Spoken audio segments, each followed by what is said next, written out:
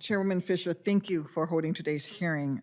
Before diving into key traffic safety issues, I do want to acknowledge the context in which this hearing is taking place, which is during the first phase of a deadly pandemic that has already killed more than 125,000 Americans over the past few months.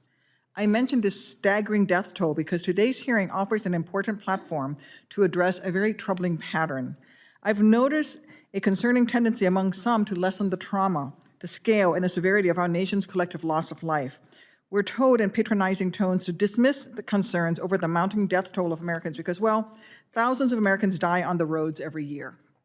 Such a call to inaction breezes past the reality that thousands of Americans have lost a grandparent who will never watch their grandchild grow up, lost a parent who will never witness another soccer game, birthday party, or graduation, and perhaps most tragically of all, lost children whose lives ended far too soon.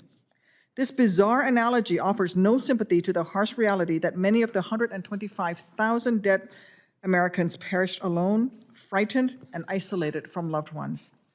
Even the President of the United States engaged in this ridiculous rhetoric when attempting to justify his administration's initial failure to respond to the pandemic, stating in late March of this year, "You look at automobile accidents, which are far greater than any numbers we're talking about. That doesn't mean we're going to tell everybody no more driving of cars, so we have to do things to get our country open."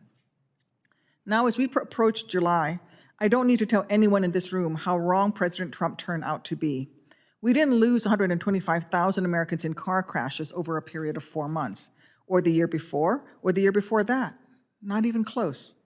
Yet, setting aside the president's utter failure to effectively respond to the COVID-19 pandemic, I do want to take a moment as ranking member of the Subcommittee on Transportation and Safety to state with clarity to those seeking comfort in the high numbers of Americans who are killed on the roads every year. It's 30,000 to 40,000 traffic fatalities, and that is also outrageous. Safety is not a zero-sum game. You can support wearing a mask when out in public and support wearing a seatbelt while driving your car. We should not be comforted by the fact that over 36,000 Americans lost their lives on our roadways last year. We should be angry because so many of those deaths were preventable.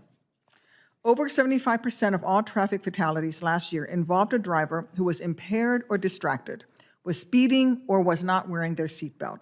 No one, not policymakers, not regulators, and not industry, should accept this status quo, not when we could enact policies today that would save lives tomorrow. We'll have more time to get into specifics during the questions round.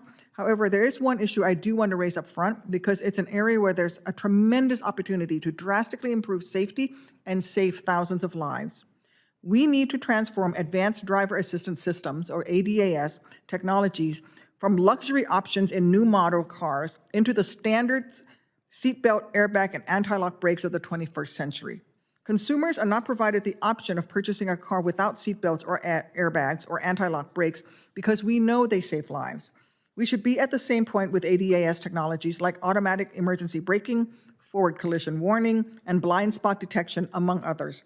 We know these technologies save lives, and they should be standard on every single vehicle. Industry should voluntarily stop marketing ADAS technologies as fancy proprietary luxuries for wealthy car consumers.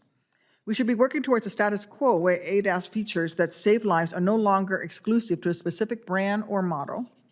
As the witnesses will testify this afternoon, we have enough traffic safety challenges when it comes to the basic blocking and tackling of making our roads safer, from reducing drunk and distracted driving to increasing seatbelt use.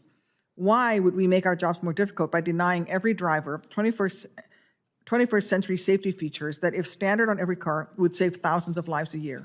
And with that, I yield back.